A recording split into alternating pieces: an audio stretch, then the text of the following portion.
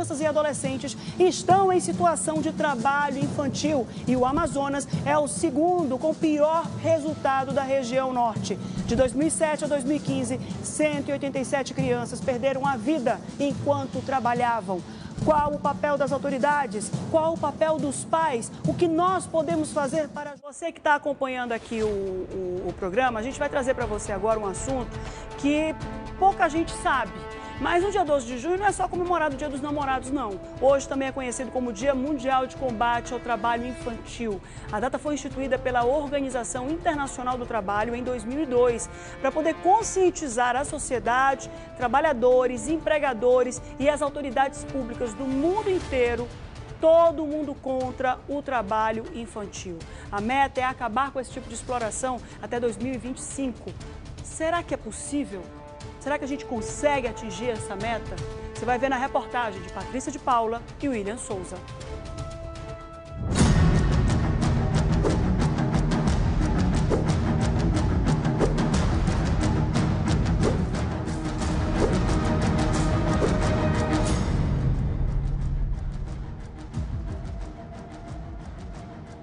Nenhuma criança ou adolescente será objeto de qualquer forma de negligência, discriminação, exploração, violência, crueldade e opressão, punido na forma de lei qualquer atentado por ação ou omissão aos seus direitos fundamentais. São cenas como estas que mostram explicitamente que os direitos desses meninos e meninas estão sendo violados. O que os pais não sabem é que podem perder de vez a guarda dos filhos. O Conselho Tutelar ele vai trabalhar abordando essas famílias.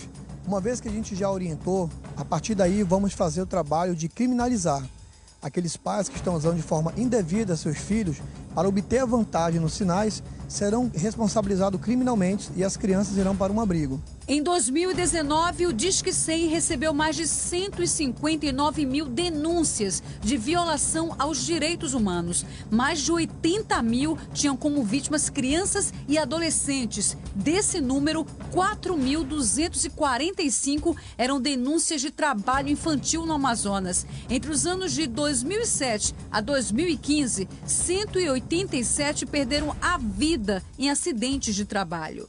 Muita preocupação, né? Todos nós, na verdade, não só do Poder Judiciário, mas da sociedade em geral, porque nós vemos cotidianamente crianças, principalmente crianças, né, nos sinais pedindo dinheiro. E nós sabemos que elas são, na verdade, objeto, não é, da família, dos pais, dos responsáveis, para a obtenção de um dinheiro para manter a casa. A atuação do Conselho é a mesma para brasileiros e estrangeiros. Agora sim, antes nós não podíamos fazer nenhum tipo de trabalho com os venezuelanos, mas agora nós estamos liberados para fazer qualquer tipo de trabalho referente também aos brasileiros. Da mesma forma que a gente vai atuar com os venezuelanos, também com os brasileiros. De acordo com o Ministério Público do Trabalho, 7 crianças são vítimas de acidentes de trabalho a cada 24 horas no Brasil.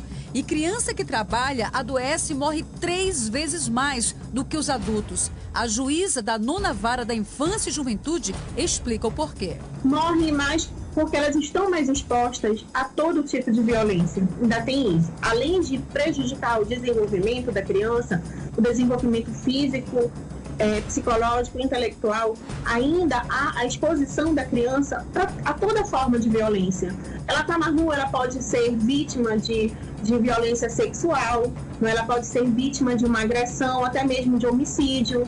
Como medida de proteção, algumas são enviadas para abrigos. Proteção, para garantir a sua integridade física e psicológica. Nós temos 7 abrigos aqui em Manaus, o Pequeno Nazareno é um deles.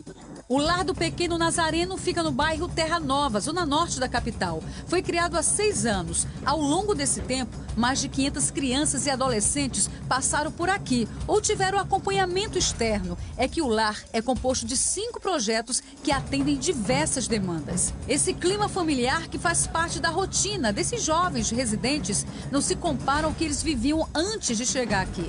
Cada um dos adolescentes que vocês estão vendo a partir desse momento, eles não podem ser identificados, cada um deles tem uma história diferente. Uma história que muitas pessoas que estão do outro lado nem imaginam que aconteçam com crianças aos 6, 7, 12 anos. Vamos conhecer um pouco dessa história. E você agora acompanha no programa o que acontece em algumas ruas da cidade. E muitas vezes eles se tornam invisíveis para algumas pessoas. Você, aos 12 anos, era ajudante de pedreiro. Como é que era, assim, uma tarefa tão árdua como essa? Sim, a gente estava construindo uma casa. Aí todo dia a gente acordava às 6 horas da manhã, todo dia a gente trabalhava. Eu trabalhava mais que o pedreiro, entendeu? Todo dia, eu passei um mês trabalhando. Aí, quando terminou todo dia uma obra, eu ganhei só 50 reais. 50 reais deu para comprar, acho que quase nada. Ele mudou de trabalho e de casa também. Foi morar com uma família. Lá começou outro pesadelo. No meu dinheiro que ela comprou foi só uma sandália e uma camisa. Quando a filha dela arrumava, vestia roupa bonita e tal. E eu só feito mendigo trabalhando e tal. E quando eu ia reclamar, ela me batia, entendeu? Pegar a tábua de madeira, largou na minha cara, quebrou. Não me bateu tanto, deu soco na minha cara. Não podia revidar, né? Já esse adolescente, com 15 anos, começou a vender drogas aos 6 anos para garantir a alimentação. A mãe saía, sem hora para voltar. Às vezes ela ficava lá em casa, às vezes ela me deixava sozinho. E eu ficava com fome. Aí eu tinha meus colegas que falavam, bora roubar e tal, bora vender, bora lá pra boca. E eu, pequeno, né, parava pra pensar muito. Bora, difícil, na hora. Chegava lá, vendia, ficava até mais 8 horas da noite. E com o dinheiro que eu ganhava, que era uns 200, 100 reais, eu comprava coisa pra mim, comprava comida. Às vezes gastava também com besteira. Ele era uma criança que só queria brincar de ser criança. É muito ruim porque eu não tive como viver minha infância como muitas crianças. Mas também não foi porque eu quis, era a minha vida, né? Porque era aquilo, ou então eu passava fome, porque minha mãe era outra também que usava droga.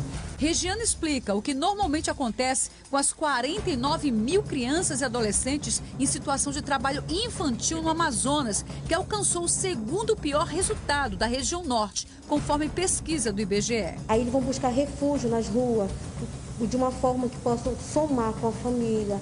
Aí vão realizar qualquer atividade de trabalho infantil, de mendicância e até mesmo muitas vezes exploração sexual, uma forma de contribuir para a situação que a família se encontra.